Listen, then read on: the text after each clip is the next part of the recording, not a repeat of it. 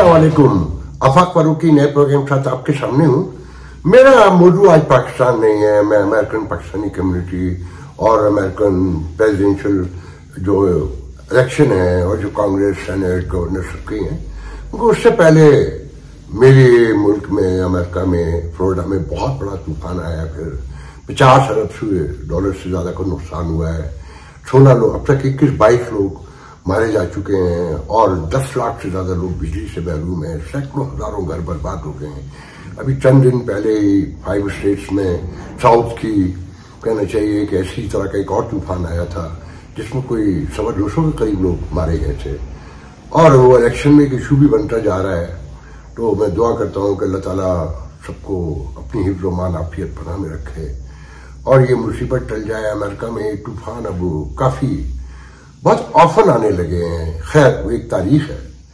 हम इलेक्शन पे बात करेंगे, अमेरिकन पाकिस्तानी कम्युनिटी पे बात करेंगे, जो वहां हो रहा है। बस यहाँ का ये समझ लें कि देखें जी, एक बड़ी अक्सरियत यही समझती है कि जो कॉन्स्टिट्यूशनल अमेंडमेंट्स होती हैं वो आवाम की हिमायत से आनी चाहिए, उन्हें धोखा देकर नहीं आनी चाहिए। मौलाना फजल रहमान ने साफ मना कर दिया है कॉन्स्टिट्यूशनल कोर्ट के लिए और कहा कि उसकी जगह एक बेंच बना दें। 150-200 मुकदमे होते हैं, उसके लिए पूरी एक अदालत बनाई जाए और फिर सुप्रीम कोर्ट जो मेन है उसके 3 जजों में से एक को चूज किया जाए। मतलब सियासी फैसले होंगे ना सारे कुछ।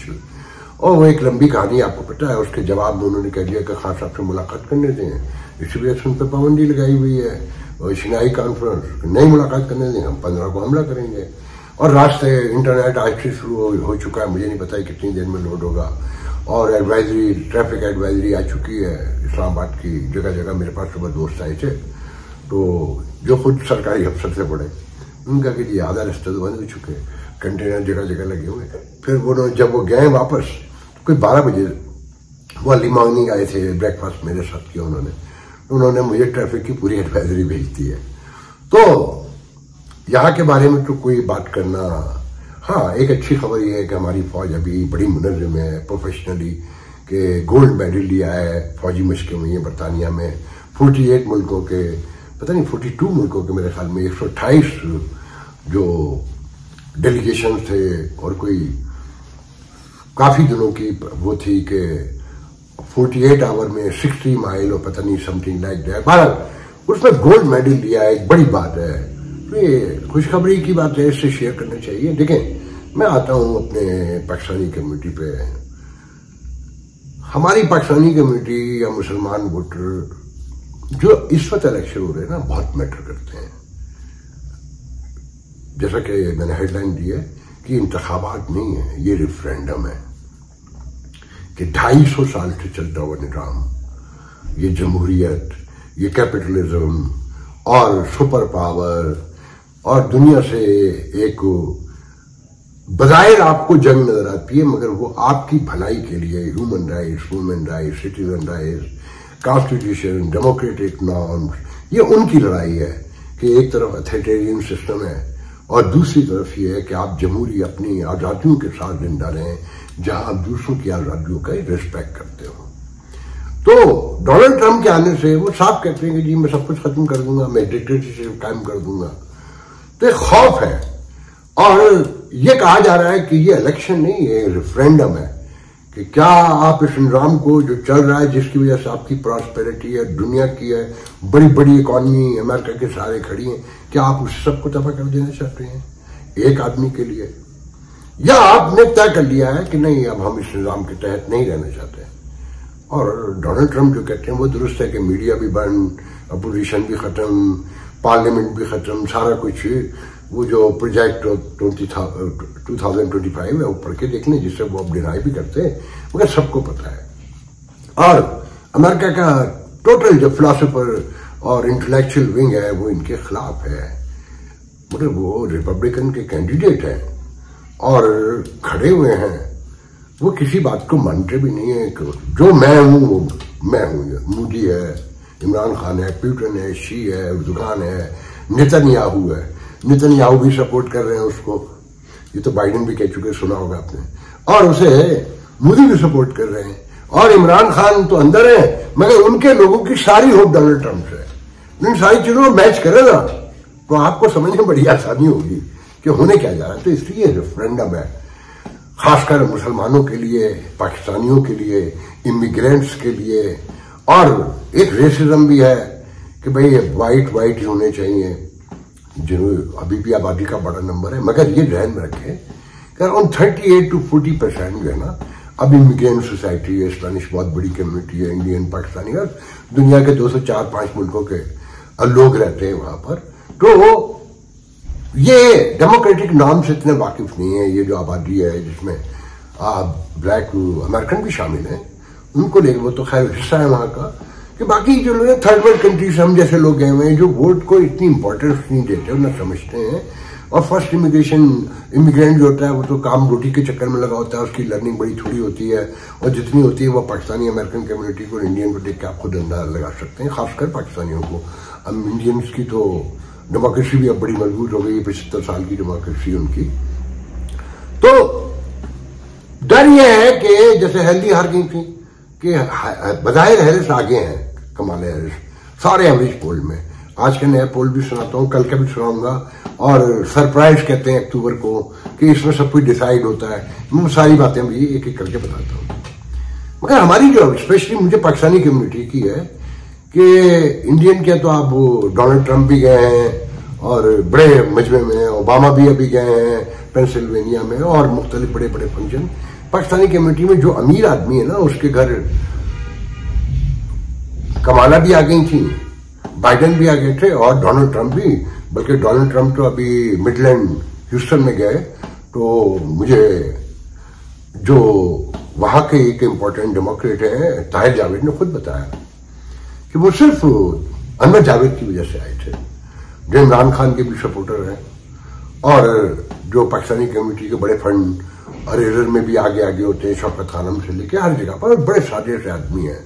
मगर डोनाल्ड ट्रंप उनके कहने पे ह्यूस्टन मिडलैंड आए, तो एक वाहिद पाकिस्तानी है जो सिस्टम में मैटर करता है, वो रिपब्लिकन है। उसकी भी एक स्टोरी है, बुश खानदान से उनके ताल्लुकात, ह्यूस्टन में उनका कारोबार पेट्रोलियम बिजनेस में है वो, और एक तवील अरसा हो गया। और मुसलमान जो रिपब्लिकन के बहुत करीब है, बहुत से मामला में मैं भी है, जो मेच्योरिटी बढ़ रही है, तो मैं भी रिपब्लिकन को हैरान कुन तौर पर पसंद करता हूं। मगर मेरा मजहबी रुख नहीं है, वो और वजूहत है। तो बाकी जो कम्युनिटी है वो तो सिर्फ अपने पैसे की बुनियाद पर, जो चंद लोग हैं उनके छोटे छोटे 10-20 लोग जमा होते हैं, पैसे जमा करके दिए, अपने नंबर बनाए, फोटो बनाए, बात खत्म, मैटर नहीं करते। अच्छा, फिर मुसलमान वोटों में अगर हम देखेंगे तो पाकिस्तानी वोट सबसे ज्यादा होगा, मतलब इंडिविजुअली अगर हम उसको देखेंगे, पीटीआई की सपोर्ट है बहुत बड़ी, और पीटीआई सारी उम्मीदें लगा के डोनाल्ड ट्रंप से बैठी है, और पीटीआई की जो यूएस में लोग हैं वो डोनाल्ड ट्रंप को सपोर्ट करते हैं, और सारे ख्वाब उनसे वाबस्ता है।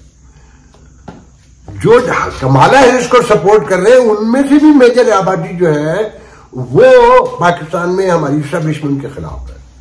मैं भी हूं, मगर बाद मामला में मेरा कहना यह है कि जो पेट्रियट पाकिस्तानी है, जो वो सिख पाकिस्तानी है, उनको किसी को भी सपोर्ट करें, मगर वहां रियासत के खिलाफ काम नहीं होना चाहिए। खैर, फिर लड़ाइयां हैं आपस में। अभी चार्ज हुए हैं मेयर न्यूयॉर्क, एक मुकदमे में फंड रेजिंग के हवाले से, गिफ्ट लेने के हवाले से, टर्किश वगैरह से, जो बजाय तो मुझे मुकदमा इतना स्ट्रांग नहीं लगता कि गवर्नर कोमो के खिलाफ कितनी बड़ी स्ट्रांग आदमी के खिलाफ कहानी खड़ी की गई, इस्तीफा दिया गया, हुआ कुछ भी नहीं। और अब कहा जा रहा है कि उनको गवर्नर कोमो को न्यूयॉर्क का मेयर का इलेक्शन भी लड़वाने की गुफ्तगू चल रही है, जिनकी वजह से उनके भाई क्रिस कोमो का जॉब गया CNN से, वो खुद गए, बदनामी अलग हुई। तो ये जो न्यूयॉर्क के मेयर हैं इनके खिलाफ भी कि ये बहुत सी बातें नहीं मानते, इनके अपने अटॉर्नी जनरल ने अटॉर्नी क्या नाम है, सिटी अटॉर्नी ने कहना चाहिए, मुकदमा फाइल किया, चार्ज कर दिया। उसमें उनके पाकिस्तानी एडवाइजर एहसन चुगताई इंडाइट हुए हैं। फिर साथ में उनकी एक और एडवाइजर थी, कोई खातून, नाहिस सुल्ताना समथिंग लाइक दैट, मुझे नाम नहीं है, उनके हवाले से भी चार्ज, बड़ी खबरें आई है कि वो ट्रैवल डॉक्यूमेंट पे पाकिस्तानी जो पॉलिटिकल असैलम के बाद मिलता है, और उनको प्रोटोकॉल देके मेयर ने बाहर निकलवाया। मुझे नहीं पता कि वो अरेस्ट है या नहीं है, मगर इसमें उनका तो कुछ नहीं जाएगा, जो मेयर साहब हैं, कि वो प्रूफ ही नहीं होगा। मगर खातून अगर ट्रैवल डॉक्यूमेंट पर पाकिस्तान गई थी तो उनकी इमिग्रेशन तो खत्म समझे। फिर न्यूयॉर्क सिटी में 2 डे केयर सेंटर चलाने के उसमें गड़बड़ करने के मेडिकल फ्रॉड में 2 फार्मेसियां भी बंद हो गई, 2 सेंटर बंद हो गए, एक खातून समेत 3-4 लोग सुना है अरेस्ट में। फिर उसमें दिलचस्प बात यह है कि हमारे यहाँ दुश्मनी का अंदाज देखें कि एक हमारे भी जानने वाले हैं, दोस्त हैं बल्कि कहना चाहिए, इफ्तिखार भट्ट, वो भी एक डे केयर सेंटर चलाते हैं। तो पाकिस्तान के एक जाली अखबार है, उसका हालांकि मेरा प्रोफेशन में उसका बड़ा अहम रोल है मशरिक का, तो जाली अखबार है टोटल, जो उस पर कटिंग लगा के डिजिटल बना के उसको, तो खबर में तो कहीं फिक्र नहीं है इफ्तिखार भट्ट का, और मो का भी जिक्र भी हो रहा है, हालांकि वो कोई दूसरा मो है जिसका मामला है, और साथ में एहसन चुगताई की भी तस्वीर लगी हुई है, जबकि खबर के अंदर कोई जिक्र भी नहीं है। और इफ्तिखार भट्ट के डे केयर सेंटर पर कोई वाकया नहीं हुआ, कोई अरेस्ट नहीं हुआ, कोई चार्ज नहीं है, मगर उसकी तस्वीर भी लगाई हुई, क्योंकि उसके से पैसे मांगने गए थे, उसने मना कर दिया कि नहीं भाई, अच्छा वहां ये काम बहुत आराम से होता है कि पैसे दो नहीं दो। और ये लड़ाई बहुत आगे तक हो रही है, यहां तक हो रही है कि आपने पिछले 2-3-4 दिन पहले मेरे ख्याल में मैंने प्रोग्राम किया था कि ताहिर जावेद और उनकी जो लड़ाई है तनवीर अहमद की, उसमें भी पाकिस्तानी मीडिया का बड़ा रोल है कि अल्लाह क्या कहना चाहिए कि जनाब ताहिर जावेद पर $35 मिलियन का कोरोना रिलीफ स्कैम में इल्जाम है, गबन का और फलाना जुबा का, और 2 कंपनियां इन्वॉल्व हैं। जब उनसे, उनके करीबी लोगों से मेरी बात हुई तो उन्होंने कहा कि ये खबरें पाकिस्तान में छपती हैं, इसलिए जिन्होंने छपवाई है उनके खिलाफ जो है ना हमने शू का भेज दिया। तनवीर का नाम लेते हैं, वो ये खबर में भी मौजूद है, पहले मैं आपको दे चुका हूं। उन्होंने कहा कि जी जहां पर ये मुकदमा दर्ज हुआ है 35 मिलियन स्कैम का, उसकी कोई FIR होगी, कहीं पर जस्टिस डिपार्टमेंट में कहीं उसका नोटिफिकेशन आया होगा, कोई प्रेस रिलीज हैंड आउट आया होगा, वो दिखा दें तो हम मान लेंगे। और ये स्कैम पाकिस्तान से शुरू होता है, यहाँ के कुछ अखबार है उसमें पैसे देकर जो चाहे छपवा लिया जाए। उसमें एक नाम फ्राइडे टाइम का भी आता है कि जो चाहे छपवा लें, क्योंकि अब वो अखबार तो रहा नहीं, बस नॉमिनल सा है। तो वहां पर भी लोग, उनके जो लोग बनते हैं नुमाइंदे कहलाते हैं, मुझे नहीं पता वो कौन है, तो वो कहते हैं कि मुझ पर चार्ज ये लगाते हैं, मेरे खिलाफ प्रोपेगेंडा करते हैं कि मैंने अपने कजन का मर्डर करवाया 2008 में, और पीर महल टोबा टेक सिंह में उसकी FIR है, तो भाई उसकी कॉपी ले आइए, पेश कर दीजिए, जिस अदालत में मुकदमा है उसके भी पेपर मौजूद होंगे। वो कुछ भी नहीं है उनका। टोटल ये लड़ाई सिर्फ इतनी है कि सियासी लड़ाई है, और ये मरहुमा जाने वाली शीला जैक्सन के पाकिस्तान के विजिट से शुरू हुई थी, और उसका एक साइड की स्टोरी में बहुत पहले सुना चुका हूं। दूसरी ताहिर जावेद की तरफ से जो उनके करीब के लोग हैं बयान करते हैं, वही कहते हैं कि ताहिर जावेद ना अचानक गए थे, वो शीला जैक्सन के कहने पे गए थे। शीला जैक्सन ने जब प्रेस कॉन्फ्रेंस की अपने ऑफिस में, तो उनके साथ ताहिर जावेद खड़े हुए थे। और ये जो बाकी अफराद हैं जो जिनको शू किया गया है, ताहिर भट्टी, रेहान सिद्दीकी और तनवीर अहमद, ये मुझसे पूछा ताहिर जावेद के बकौल, उनके लोगों के बकौल, शीला ने कि ये भी हमारे साथ चल रहे हैं, तुम्हें कोई इतराज तो नहीं? हमने कहा नहीं। उनका कहना यह है, उनके जराइज ने मुझे बताया कि उनका कहना यह है कि उस वक्त ह्यूस्टन में कौंसल जनरल होते थे अबरार हाशमी, मुझे बहुत अच्छी उनसे हाई हेलो थी, एंड मुझे कहने दीजिए मेरी तारीफ, खैर वो पर्सन मेरे मुंह से निकलते हैं, but I like him very well and he also very close to me. कि जी शीला ने उनसे कहा कि ये बात है जब पाकिस्तान में अभी 2022 में फ्लड आया था, कि मैं पाकिस्तान जा रही हूं और US एड की तरह की वो लेके जा रही हूँ हेल्प, $30 मिलियन की, जो बाद में मशहूर भी हुआ बहुत। तो मुझे आर्मी चीफ से मिलना है, मुझे प्राइम मिनिस्टर से मिलना है, और मुझे सिंध का फिजाई जायजा लेना है हेलीकॉप्टर में, और 2-3 चीजें और उन्होंने बताई। और हाँ, उनको एक तमगे का ऐलान किया, तमगा इम्तियाज समथिंग लाइक दैट, मुझे याद नहीं है, कि उसका इंतजाम भी सदर हाउस में किया, उस अलवी सदर से कि प्रेसिडेंट हाउस में किया जाए। तो अबरार हाशमी ने उनसे कहा कि जी आपकी आर्मी चीफ से भी मुलाकात मुमकिन नहीं है, प्राइम मिनिस्टर की जगह फलाना वजीर मिलेगा, और हेलीकॉप्टर का इंतजाम भी नहीं हो सकता इतनी जल्दी में। तो शीला ने ताहिर जावेद को बताया। ताहिर जावेद ये कहते हैं कि मैंने उससे कहा कि मैं ये इंतजाम कर लूँ। उसने कहा श्योर।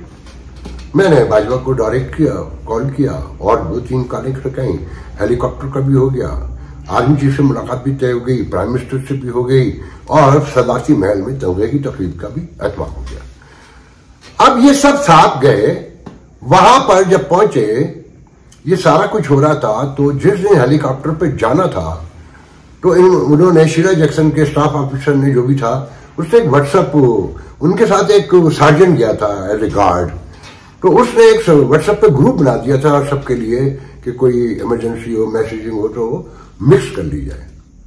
तो थोड़ा थोड़ा मैसेज आया कि जी no one is going with us, the only Sheela and myself and some diplomats from American embassy, they are going together to Sindh के दौरे पर। तो ये बड़े नाराज हुए सारे लोग, इंक्लूडिंग ताहिर जावेद। मगर कुछ देर के बाद पता चला कि इंतजाम तो ताहिर जावेद ने किया था, एविएशन का एक अपना कानून है, और उस साइटेशन से लेकर हर चीज जो है ना, सब जगह साइन जो है ना ताहिर जावेद ने करने हैं। तो शीला ने उनको बुलवा लिया, और उनके उसी सार्जेंट ने कॉल करके कहा कि you should come right there, right away. तो इन्होंने अपने दोस्तों से मशवरा किया, तो तनवीर ने, रेहान सिद्दीकी ने कहा कि मुझे नहीं पता, आप जाने। तनवीर ने शदीद मुखालफत की और गालियां दी, बदतमीजी करते रहे, चीख कर कि कोई अगर तुम गए तो हमारा मरना जीना खत्म हो जाएगा, फलाना है। मगर ताहिर ये भी कहते हैं साथ में, जो उनके जराए ने मुझे बताया, कि ताहिर की और तनवीर की गुफ्तगू पहले से बंद थी, जो इस दौरान कन्वर्सेशन शुरू हुई दोबारा। ताहिर भट्टी ने अकेले में कहा, ताहिर जावेद ने पूछा ताहिर भट्टी से कि शुड आई गो और नो, उसने कहा you should go, don't miss the chance, and this is, it will be very embarrassing if you no not join to them. तो उसने कहा इनको सारी सच्चाई है, पता है वहां से लड़ाई बढ़ी है। और वो कहते हैं 1 साल हुआ था इनको, तो वो शीला जैक्सन से मिले हुए, मिलाने वाला भी मैं था। अच्छा, आप लड़ाई क्या है कि दिलचस्प बात यह है कि काकड़ बन गया है वो रिजवान शेख साहब जो है ना, एम्बेसडर बने। ये पहले डीसीएम थे सादिक खान के दौर में, उससे भी पहले थे मगर मेरे ख्याल में, मगर सादिक खान के दौर में ही बहुत ज्यादा लाइमलाइट में थे। और पाकिस्तानी काकस को ऑर्गेनाइज करने में रिजवान साहब जो इस नए एम्बेसडर, इनका बहुत बड़ा हाथ था। और सब ताहिर जावेद और ये आसिफ महमूद और ये लोग बड़े आगे आगे थे। अब इसके को चेयरपर्सन बनाए गए हैं टॉम सादी शीला जैक्सन की जगह, और अब एक्टिव दिखाया जा रहा है तनवीर अहमद को। और टॉम सादी जो कल ही ह्यूस्टन में मौजूद थे, और एक तकरीब जो डॉक्टर आसिफ कदीर और तनवीर अहमद ने अरेंज की थी तकरीब, जो पाकिस्तानी मीडिया में डॉक्टर असद कदीर उस पर लिखा हुआ दिखाया जा रहा था, जिसमें उन्होंने कहा कि हमारे विजिट में पाकिस्तान और अमेरिका के दरमियान इकोनॉमिक कॉरिडोर जो ना वो खुलेगा, और उसकी तरक्की के लिए काम होगा, और ज्वाइंट वेंचर होगा, और अमेरिकन पाकिस्तानी कम्युनिटी और अमेरिकन गवर्नमेंट को के दरमियान जो है ना एक ब्रिज बनाया जाएगा, थिंग्स लाइक दैट। तो वो पाकिस्तान आने वाले हैं, और वो तनवीर खबरें ये चली हैं यहाँ पर कि जो तनवीर साहब लेकर उनको आएंगे। मगर ताहिर जावेद के लोगों ने दावा किया है कि टॉम सादी अगर पाकिस्तान जाएंगे तो वो ताहिर जावेद के साथ जाएंगे, वरना नहीं जाएंगे।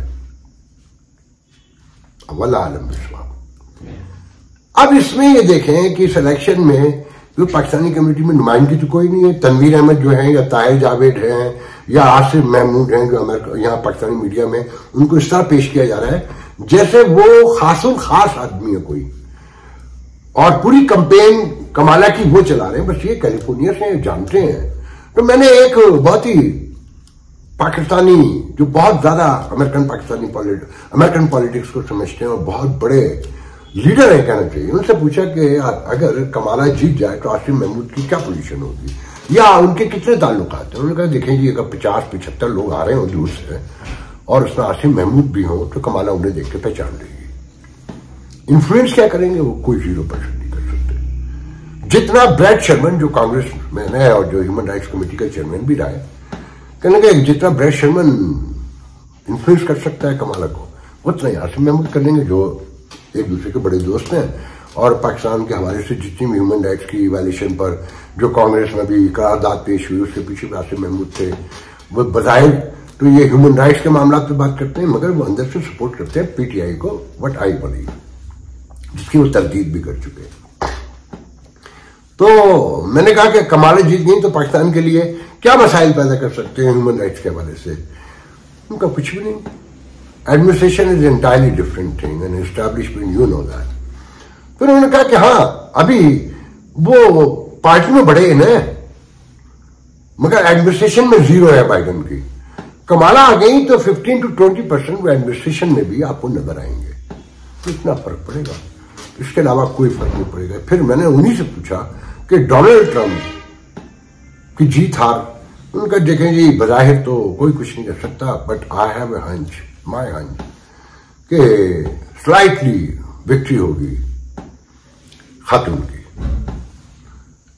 फिर उन्होंने यह भी बताया कि आपकी इलेक्ट्रोल वोट भी टूटेगा पॉपुलर वोट की बुनियाद पर। जैसे ओहायो है, बजाय डोनाल्ड ट्रंप जीत रहे हैं, मगर वहां पर कोई खड़े होके जो काउंटी डेमोक्रेट वहां पे कांग्रेसमैन जीता और सिटी काउंसिल में असेंबलीमैन जीता हो तो कह सकते हैं कि no we are not going with the popular vote and we gonna support Democrat.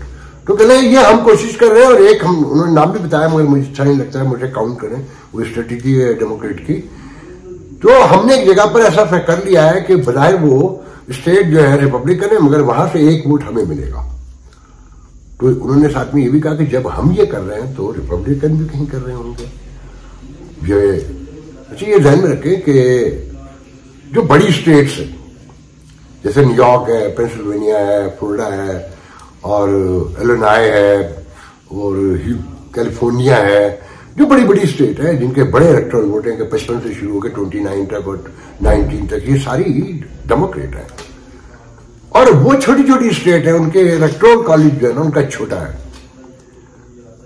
अब वो डर ये है, जैसे मैंने कहा था ना कि रिपब्लिकन कैंडिडेट के लिए बड़ा जरूरी है कि जी वो ओहायो भी जीते और फ्लोरिडा भी जीते। लास्ट टाइम फ्लोरिडा जो है बाइडेन ने जीत लिया था, इस बार फ्लोरिडा फिर खातून को जीतते हुए दिखाया जा रहा है। और आज तक ओहायो जीते बगैर तो कोई रिपब्लिकन व्हाइट हाउस ही नहीं पहुंचा, और डेमोक्रेट में भी 52 से बताते हैं कि जॉन एफ कैनेडी जो है ओहायो के बगैर वहां पहुंच गए थे। तो बड़ी सारी मिथ है। National polls for US election जो कल तक था 2024, सुने कि ये गेम नंबर होता क्या है। इकोनॉमिस्ट कहता है जो अपने नए सर्वे में कमाला हैरिस 49%, डोनाल्ड ट्रंप 45%, और एक नोन बड़ी एजेंसी है राइटर आपने सुनी होगी, वो कहता है कि जी कमला हैरिस 47%, डोनाल्ड ट्रंप 45%, कहीं 4% है कहीं 2% मार्जिन शो हो रहा है। प्योर रिसर्च सेंटर जो है ना, जो ये प्योर बहुत मशहूर रिसर्च सेंटर है अमेरिका में, कमाला हैरिस 48%, डोनाल्ड ट्रंप 47%, 1% का फर्क बता रहे हैं यहां पर। न्यूयॉर्क टाइम जिसका आज नंबर चेंज हो चुका है वो मैं बाद में आपको बताऊंगा। न्यूयॉर्क टाइम के सेना कॉलेज जो है उसके साथ मिलाकर उन्होंने किया है कमाला हैरिस 49, डोनाल्ड ट्रंप 46%, और आयोप्सिस एक और रिसर्च ग्रुप है वो कहता है कि जी कमाला हैरिस 48%, डोनाल्ड ट्रंप 44%, यहां 4% का फर्क आ गया फिर। अच्छा, अब नस्ली ग्रोहों के लिहाज से जो वहां डाइवर्जन जो कम्युनिटीज की है कि सियाह फार्म वोटर्स की एक बड़ी अक्सरियत कमाला हैरिस को सपोर्ट कर रही है, जो अराउंड 73 to 80 के दरमियान बताते हैं, मगर उसे अच्छा नंबर नहीं कहा जा रहा। जबकि व्हाइट वोटर्स की बड़ी तादाद जो 69 to 70% है वो डोनाल्ड ट्रंप की हिमायत करते हैं। नौजवान वोटर में बड़ी तकसीम है जो बहुत ही सीरियस बात है, लेकिन अमूमी तौर पर हैरिस को इनमें थोड़ी सी बढ़ोतरी हासिल है। मुसलमान वोटर्स की हिमायत भी ज्यादातर कमाला हैरिस के हक में ही है, मगर ये एक बड़ी फोर्स के तौर पे काउंट नहीं होते हैं अभी, जैसे इंडियन अमेरिकन होते हैं और उनके बारे में भी बात करते हैं। खवातीन की हिमायत में व्हाइट जो वुमेन्स है उनकी अक्सरियत ट्रंप के साथ है। झगड़ा ही है असल व्हाइट सुप्रीमेसी का कि जबकि ब्लैक फॉर्म जो खवातीन है वो कमाला हैरिस को ज्यादा तरजीह देते हैं, ये भी बड़ी ऑब्वियस बात है। जो अब रिलीजियस वाइज जो है ना क्रिश्चियन वोटर में भी तकसीम है, लेकिन एक बड़ी तादाद ट्रंप के हक में नजर आती है क्योंकि 72-69 वो नंबर फ्लक्चुएट करता है व्हाइट का और ब्लैक का, जो एक वो बाद में बताता हूं मैं आपको। ये आदाद शुमार कोई 100% नहीं है, जैसा कि मैंने बताया कि आज चेंज हो गया है, मैं बताता हूं आपको। इन्हीं पोल्स के नताइज से अखज़ किया गया है और इंतखाबात के करीब इनमें तब्दीलियां मुमकिन हैं, जो हमेशा होती हैं, और अभी तकरीबन 20 दिन से ज्यादा बाकी है। जो अमेरिका की 7 नहीं में 13 स्विंग स्टेट्स, जिनमें से 7 मोस्ट इंपॉर्टेंट हैं, जिनमें आज नंबर चेंज हो गया है और डोनाल्ड ट्रंप वहां जीतते हुए दिखाई देते हैं। वो 13 क्या है वो सुन लें कि एरिज़ोना जो लास्ट टाइम मोहतरम जनाब बाइडन ने जीती थी, Kamala Harris 48.3%, Donald Trump 45%, still blue state. Georgia last time Biden ने जीती थी, मगर ये जो बेसिकली है ये रेड स्टेट कहलाती है traditionally. Kamala Harris 48.3%, Donald Trump 46.8%, फिर डेमोक्रेट कैंडिडेट जीत रही है। मिशिगन जो बाइडन जीत गए थे 16 में, फिर 16 में डोनाल्ड ट्रंप जीत गए थे, बाइडन ने फिर जीत ली थी 20 में। Kamala Harris 50%, Donald Trump 44.9%। ये बहुत बड़ा मार्जिन है, और मगर इसमें कुछ चेंज नजर आता है जो मुझे याद पड़ता, मैं अभी बताता हूं आपको। Nevada Kamala Harris 50.1%, Donald Trump 46.6%। ये भी बहुत बड़ा मार्जिन है। नॉर्थ कैरोलिना जहां कांटे का मुकाबला पड़ा हुआ है, और लास्ट टाइम जो मुझे याद पड़ता है बाइडन जीत गए थे। कमाला हैरिस 46.8%, डोनाल्ड ट्रंप 48.5%, मतलब वो जीत रहे हैं डोनाल्ड ट्रंप यहां पर। पेंसिल्वेनिया जो बैटल असल ग्राउंड इस वक्त कहा जा रहा है, उसकी वजह बताता हूं मैं आपको। और लास्ट टाइम यहां के एक काउंटी के रिजल्ट पर बाइडन जीत गए थे। Kamala Harris 49.8%, Donald Trump 45.4%। बहुत बड़ा मार्जिन है ये भी। विस्कॉन्सिन जहां हिलरी हार गई थी, डोनाल्ड ट्रंप जीत गए थे, बेसिकली ब्लू स्टेट कहलाती है, मगर लास्ट टाइम बाइडन ने जीते। Kamala Harris 48.4%, Donald Trump 45.4%। अब फ्लोरिडा, एक मिथ है कि फ्लोरिडा और ओहायो जो जीतता है वो जीत जाता है, और रिपब्लिकन के लिए तो कहते हैं, अभी मैं बताता हूं। कमाला है 74.3%, डोनाल्ड ट्रंप 48.6%। बहुत बुरी तरीके से यहां हार दिखाई जा रही है। Ohio Kamala Harris 45.9%, Donald Trump 47.5%। Minnesota जहां से इल्हाम उमर जीतती है, मुस्लिम अमेरिकन जो है, कमाला हैरिस 52.2%, डोनाल्ड ट्रंप 43.0 मतलब %। बहुत बड़ा मार्जिन है। न्यू हैम्पशायर, इसे blue state usually, regularly, traditionally कहना चाहिए।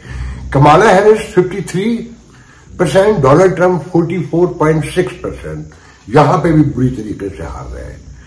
अब टेक्सास, ये प्योर रेड स्टेट है। ये जो मुझे याद पड़ता है, मेरे ख्याल में क्लिंटन शायद जीते, मुझे अब सही से याद नहीं है।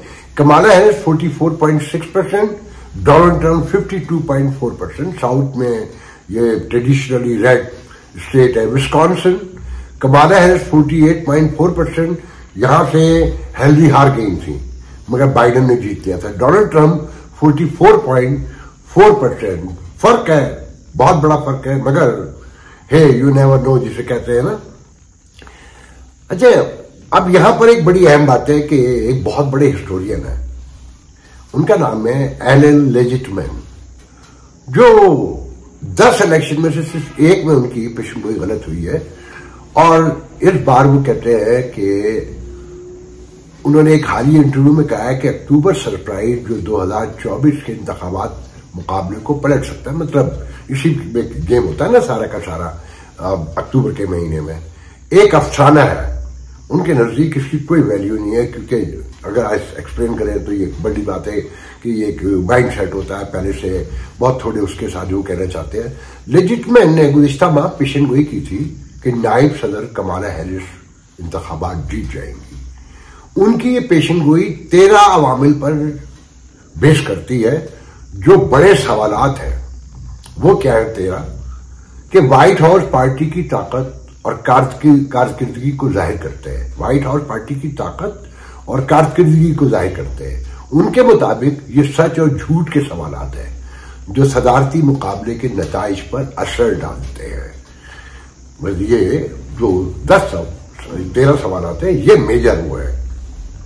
लेजिटमैन के हालिया तबसरे इस वक्त सामने आए हैं जब हैरिस और साबिक सदर डोनाल्ड ट्रंप कुछ कौमी और रियासती सर्वे में बराबर दिखाई दे रहे हैं।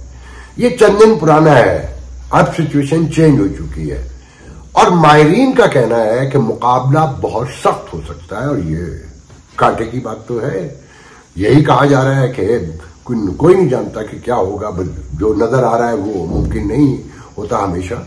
उनका कहना है कि मैं अपनी पेशन गोई को सर्वेस के रद्द-ए-अमल में तब्दील नहीं करूंगा, कि मैं उनसे इंपैक्ट नहीं लेता, उनसे मुतासिर नहीं होता। मेरा एक अपना आप देखने का नुक्ता निगाह है। अगर मैंने ऐसा किया होता तो 2016 में भी बिल्कुल गलत साबित होगा। उन्होंने 2016 में प्रेडिक्शन कर दी थी कि ट्रंप जीतेंगे। 2000 में भी गलत होता कि बाइडेन जीतेंगे, उन्होंने बताया। और यह भी याद रहे जब ओबामा इलेक्शन लड़े थे तो अक्टूबर के इन्हीं दिनों में सर्वेज ने उनके खिलाफ नताइज दिखाए थे अक्टूबर में, कि सारे खेल इसी में तय होते हैं ना कि नवंबर में 5 को तो इलेक्शन हो जाता है। लेजिटमैन ने मजीद कहा कि उनका निजाम इन बुनियादी कुव्वतों में मुबनी है जो इंतखाबात को चलाती हैं। मतलब कुछ चीजें हैं जो बेस करती हैं कि वो इंतखाबात में जीत हार का फैसला करती हैं। वो अभी आगे चल के आपको नजर आएगा और आप सुनेंगे तो आप खुद कहेंगे कि हाँ, बात तो उनकी बिल्कुल दुरुस्त है। लेजिटमैन के बताए हुए 13 अवामिल क्या है, उन्हें गौर से समझें और खुद फैसला करें। इनमें से 8 हैरिस के हक में जाते हैं और 4 शायद अभी आगे पता चल जाएगा कि व्हाइट हाउस पार्टी ने वस्त मुद्दती इंतखाबात के दौरान ऐवान नुमाइंदगान की निशस्तें हासिल की या नहीं, कौन जीता था, कौन हारा था, मौजूदा सदर दोबारा इंतखाबात के लिए हिस्सा ले रहा है या नहीं। ये नेगेटिव पॉइंट है हैरिस के लिए। व्हाइट हाउस पार्टी प्राइमरी मुकाबले से बची हुई है या नहीं। फिलहाल तो बजाय तो बच गई है, वो उसका तो कोई नहीं हुआ। कोई तीसरी पार्टी का उम्मीदवार मौजूद है या नहीं, वो भी नहीं है। शॉर्ट टर्म इकॉनमी मजबूत है या नहीं, वो मजबूत है। और जॉब्स वगैरह के नए जॉब भी आए हैं मगर फ्लक्चुएट करती है, मगर इन जनरल बिल्कुल ठीक है। तवील मुद्दती इक्तिसादी तरक्की पिछले 2 अदवार की तरह अच्छी है या नहीं, बहुत बेहतर है। व्हाइट हाउस पार्टी ने कौमी पॉलिसी में बड़े पैमाने पर तब्दीलियां की हैं या नहीं, वो मुझे नहीं नजर आती। वैसे मैं कोई बहुत ज्यादा दावा नहीं करूंगा। दौरे हुकूमत में मुसलसल समाजी बेचैनी रही है या नहीं, डोनाल्ड ट्रंप की वजह से 1 साल से तो है, वरना तो कोई ऐसी खास वो नहीं है। व्हाइट हाउस स्कैंडल से पाक है या नहीं, मुकम्मल पाक है, इल्जाम कोई नहीं है। एक फलस्तीन हमास कॉन्फ्लिक्ट, मुखालिफ उम्मीदवार गैर करिश्माती है या नहीं, वो करिश्माती है। मौजूदा सदर कशमाती है या नहीं, वो नहीं है। व्हाइट हाउस पार्टी को खारजा पॉलिसी में बड़ी नाकामी का सामना करना पड़ा है या नहीं, वो बिल्कुल करना पड़ा है। जो नजर आता है कॉन्फ्लिक्ट यूक्रेन तक चले जाइए, व्हाइट हाउस पार्टी को खारजा पॉलिसी में कामयाबी मिली है या नहीं, ये लिम्बो की बात है। मैं इस पर बड़ा तबसरा नहीं करूंगा, मगर हमास फिलिस्तीन कॉन्फ्लिक्ट के हवाले से तो नाकामी है। लेजिटिमेट ने गुज़िश्ता माह कहा था कि 8 अवामिल हैरिस के हक में है, जबकि 3 ट्रंप के हक में जाते हैं। जो परसेंट जूइश कमाला के साथ है, जूइश जो है वो 71% कमाला को सपोर्ट कर रहे हैं, मगर नेतन्याहू के बारे में कहा जाता है वो ट्रंप को सपोर्ट कर रहे हैं। इसी तरह इंडियन के लिए भी बड़ी मित है। बजाय 4th में से 2/3 जो है वो सपोर्ट करते हैं, डेमोक्रेट हैं, और हैरिस को करते हैं इंडियन बैकग्राउंड फलाना धमाका। मगर जो जानने वाले हैं उनका दावा है कि 80% इंडियन डोनाल्ड ट्रंप को सपोर्ट कर रहे हैं। और उसकी एक वजह यह भी बताई जा रही है कि जी इंडियन अमेरिकन क्योंकि बहुत ज्यादा ट्रैवल करते हैं, इंडिया में ज्यादा रहते हैं, तो वो अब्रॉड जो जाएंगे उनका टैक्स एग्जाम होगा अगर वो वहां रह रहे हैं।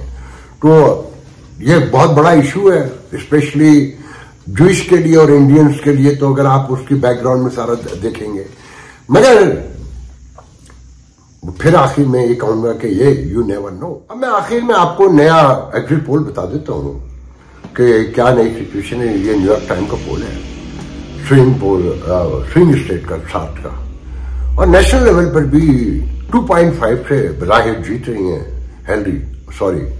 कमाला हैरिस, मगर स्विंग स्टेट में 4 में अब वो हारती हुई दिखाई जा रही है।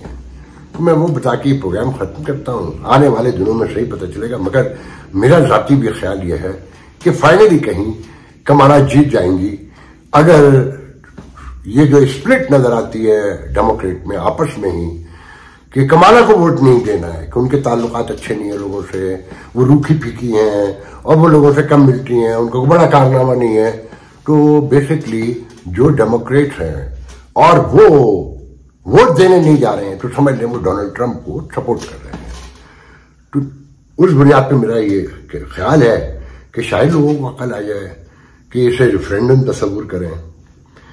ये मैं आपको पढ़ के सुना देता हूं जी, उससे पता चल जाएगा कि just weeks from election day, neither candidate has a clear lead in any swing state.